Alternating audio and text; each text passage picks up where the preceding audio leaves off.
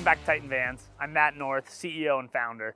Today we're going to be going over the EX3 Electrical System. The EX3 is a system that we designed in-house specifically for our camper vans. Utilizes a lot of the Victron components. Victron makes some really nice electrical components, but they don't make a system. So you can take those components and you can do a lot of different things with them. And what we have done is used some of their components as well as some others to design our electrical system to really meet the demands of the camper van industry, as well as the environments that these electrical systems and vans are going to be exposed to. So today we're going to be showcasing some of the cold temperature capabilities, so especially with lithium ion batteries, which is what we use in our vans. They're lithium iron phosphate batteries. They do have some limitations in terms of the cold temperature. So today you can see it's pretty cold out here. We've had that cold snap that came through Colorado. We hit a low temperature of, I believe, around -10, -15 degrees Fahrenheit. So very cold. This morning it's right around 20 degrees. So we're still not warm out here, but you know, Colorado, the sun's shining, so we're out here. Let's swing around to the back of the van and we're gonna show you some of the features that are built into the EX3. So, just to showcase too, so we have our thermal gun. We use this for a lot of our QC testing, but you can see right now, this guy's reading, depends on kind of where we look, right? But inside the van, much warmer because of all the insulation that is in there. So it's about 20 degrees inside the van, you know, depends on where we look. Outside temperatures though, right, we're hitting, you know, right around 0 degrees negative Fahrenheit, just a little bit. So we're pretty cold outside. Lots of snow on the ground here. But if we look inside of our cabinet, we pop our access door open, so all of our batteries really easy to access. You can see it has vents to allow heat to get back into this compartment, especially or heat to escape during summertime if it's warm. This is just a magnetic cover, so it can just pop off for really easy access. And then if you kind of swing around here, you'll see this just has a single 200 amp hour battery in it. It is expandable, so all of our EX3 electrical systems, standard on all of our models, you can add additional batteries to get bigger amp hours to allow you to run appliances for longer. So this is just a 200 amp hour system. Could be expanded all the way up to 1,000 amp hours. So you could go 400, 600, 800, or even up to 1,000 amp hours, depending on your needs. So that's a really nice way to customize your electrical system without having to spend a lot of money if you don't need all the extra batteries, right? If you plan on plugging in, this does have an RVIA compliant shore power hookup. So you can always do that. And in that situation, you can run all of your appliances essentially indefinitely because you're plugged into the grid and it won't require the batteries. So, but just to kind of check this out. So the heating pads are fired up right now. So you can see here, heating pads are warming the battery, so you can see that hot spot there. So this here is the battery. You can see it's keeping those batteries around 80 degrees. So even with it being very, very cold outside, batteries are staying plenty warm inside the van, right? And kind of to show you up top here, so this is the other portions of the EX3 electrical system. So all very easy to access, everything's centrally located. All the fuses come back to a single location in the back of the van. Has a lot of redundancy built in the system, which is what we're going to focus on today's video, right? So batteries are staying warm, but the heating pad on this is being powered by the battery. So eventually, if you're not recharging, so if we didn't have any solar charging happening, if we're not running the engine or we're not plugged into shore power, so we're completely off-grid, not recharging at all, eventually this battery is going to drain itself because it's trying to keep itself warm in these sort of temperatures. So we can simulate that, right? We didn't discharge this battery, but if we let it sit here long enough, especially with doors open, no engine running, we covered the solar panels up, say they're covered in snow, then eventually this battery is going to drain itself. So we can simulate that by just turning off the battery, so we can fully disconnect it right here. This is our master disconnect switch. So essentially what this is going to do is going to disconnect the battery from the electrical system, which is essentially what happens when the voltage gets too low. or even if the temperature gets too low, and that's also true if the temperature gets too high or the voltage gets too high. It has a disconnect sort of built into the system to protect the electrical system. So all we're going to do is we're going to go ahead and flip this guy off. You see immediately, right, the system shuts down. All the lights are off. So this is kind of simulating a low voltage situation. So heating pad was running, sat out here for hours, trying to keep itself warm throughout the night, and eventually the battery discharged to a point where it needed to disconnect itself to keep it safe, right? So now how do you get the battery back online, right? How do you get energy back into this battery? And there's the added difficulty, if this sat long enough, right? Obviously these batteries are still going to be warm for a while out here, but if this sat long enough, the battery would also get very cold. So here's one of the nuances with lithium ion batteries is that when the cell temperature, so there's individual cells, there's 4 different cells inside these batteries, they're 12-volt batteries. When the cells reach 32 degrees Fahrenheit internally, they will not allow you to recharge. So even if you have the ability to charge them, say you could put a trickle charger on here, say you could start the engine or you had solar, they will not allow charging because the temperature is too cold, okay? So let's check this out again. So we should see these, this is still gonna be warm, but it's gonna be starting to cool down here as we let it sit, right? So the temperature is gonna start dropping here as the heating pads, because they no longer have any power going to the heating pads, right? So we'll see this temperature start dropping again, and we can let it sit for a little while to get those temperatures down. But then what we're going to do is, this is what's built into every EX3 electrical system. All we have to do to get the heating pads reheating, so if we need to warm the battery back up or to recharge the battery if it's in a low voltage situation, is just start the engine.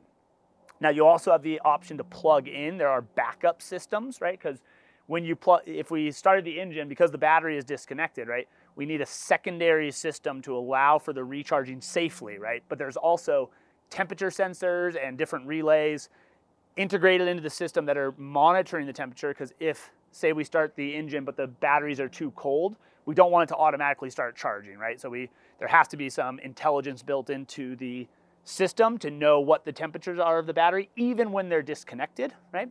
And so we have that built into the EX3. So what we're gonna do is, I'm gonna go up to the front, we're gonna start the engine, and notice no lights are on, right? Everything is shut down right now because we disconnected the system.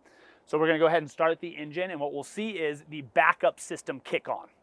So that's gonna allow us to run all of our DC loads. So that's gonna include lights, fridge, heater. So we have a diesel powered heater on this vehicle. All of our vans come with a fuel-powered furnace. It's either going to be gas or diesel depending on the chassis, right? So a Ford Transit is going to have a gas engine. The Mercedes Sprinter on this one has a diesel. So we'll start it up. We're going to see within just 5 to 15 seconds this system kick back on. That's the backup system. That is not the battery, right? Because our battery is fully disconnected. That's the backup system engaging. It's going to now allow us to run the heater. The heating pads are going to kick back on, so they now have access because of that backup system.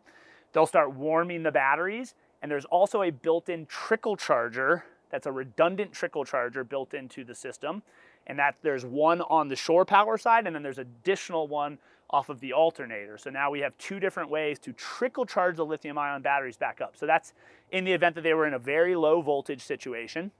You have to trickle charge the batteries to get them back up to a point where you can hit them with a full rate of charge. If you try and hit them with a full rate of charge when they're in a low voltage state, you risk damaging the cells because they can't equalize quickly enough when you're dumping that much electrons or current into the cells. So there's those 2 things that have to happen. So we need to both know what is the voltage of the battery, so how much power is in there, and what is the temperature of the battery. So the system monitors both of those things and will either trickle charge, or it will even wait to trickle charge until the temperature is back up, right? So it does all of that stuff automatically. All we have to do is start the engine. So we're kind of simulating that here.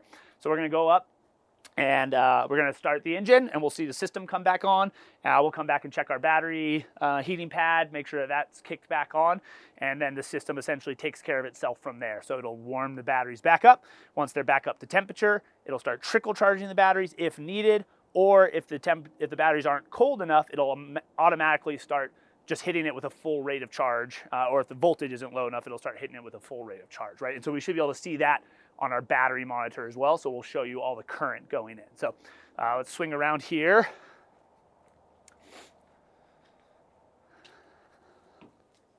So if you follow me up here, I'm just going to show you guys our battery monitor.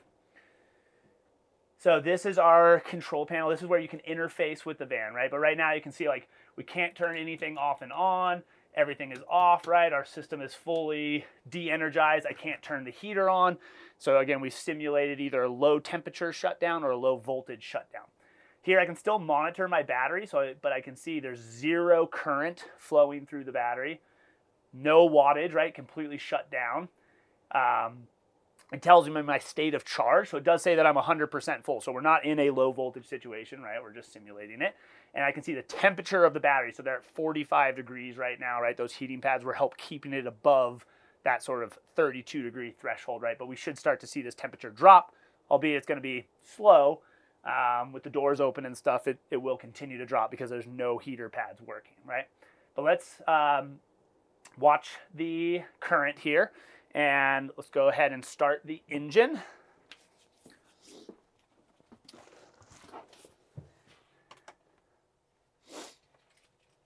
Keys.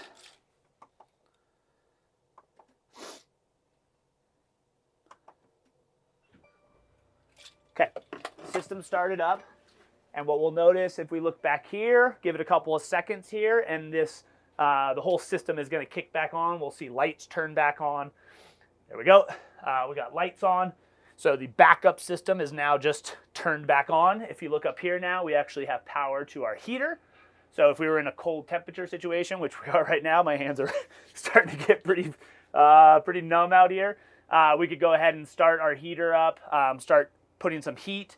We can go back and look at our heating pads. Our heating pads are going to start warming those batteries back up as well. So we're going to start bringing those batteries back up to temperature. And then as soon as we re-enable, so if the system allows for charging because of voltage and temperature, right, monitoring those two things, we'll start to see a full rate of charge here as well. So let me go ahead and kick the system back on. So I'll simulate essentially it re-engaging or allowing for charge, and then we'll look at the how much current is flowing. So I'm just going to run around to the back. I'm going to flip that switch back on.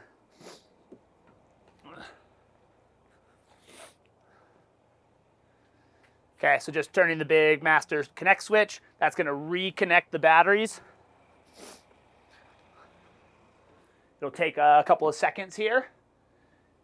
And then what we're going to notice here is we can actually start to see how much power is flowing into the batteries here, right? And so now we're getting a rate of charge of over 90 amps into the battery, 1.23 kilowatts of power flowing into the battery. And it's going to start charging our batteries back up right off of the alternator.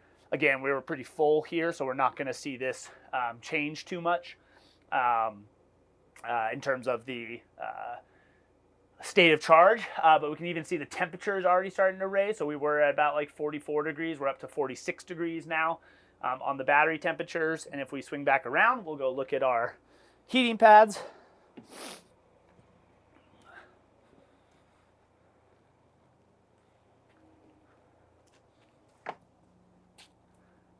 This guy back on. Another safety feature while this is booting back up that is integrated into every EX3 electrical system is an emergency vehicle jump start. So up in the dash, I can point this button out as well. We have the ability to actually temporarily connect the Mercedes or Ford battery, right, whatever the chassis is, connect that cranking battery, temporarily connect it to our lithium-ion batteries in the event that our cranking battery gets low. So say we left our lights on, or for some reason it's so cold that the cranking battery, because those are lead acids, say they don't have heating pads on them, right? So they can be difficult to start your car in the cold because those batteries are also affected by cold in a different way than lithium ions. But lead acids also don't do as well in cold temps. So say you're having a hard time starting your car. Well, if you have full batteries back here and they're all warmed up, you could temporarily connect them. And there's also some intelligence built into that part of the electrical as well, so that even if the batteries are too cold or they're too low voltage, it won't allow you to connect to the jump start. So in the event that it was there, you couldn't override that. And it'll allow you to jump start your car, and then it'll automatically take back over. So it'll start recharging things or disconnect, whatever it needs to do, but it automatically does that.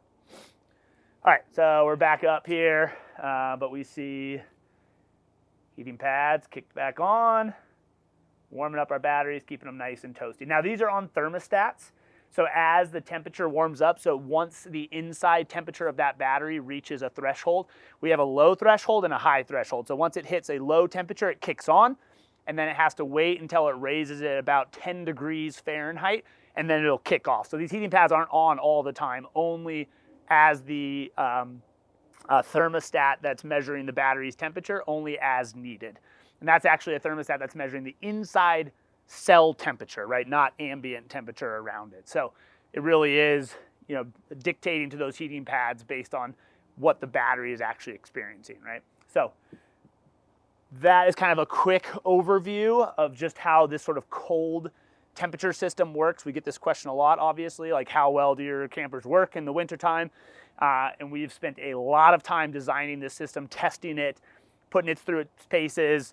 Living in a cold place like Colorado, it also gets pretty warm here as well. I mean, we'll hit over 100 degrees every summer, and we're going to get into the negative Fahrenheit temperatures every winter. So we see a big spread of temperatures here, and our system needs to work regardless of what the temperature is and be very user-friendly in the event that it does shut down to protect itself. It's doing exactly what we want it to do, but we want to make it really easy for customers to recover the system. We don't want you to have to put like a little electric heater in here and go plug it in somewhere. All of a sudden now you need like a generator or you need access to shore power.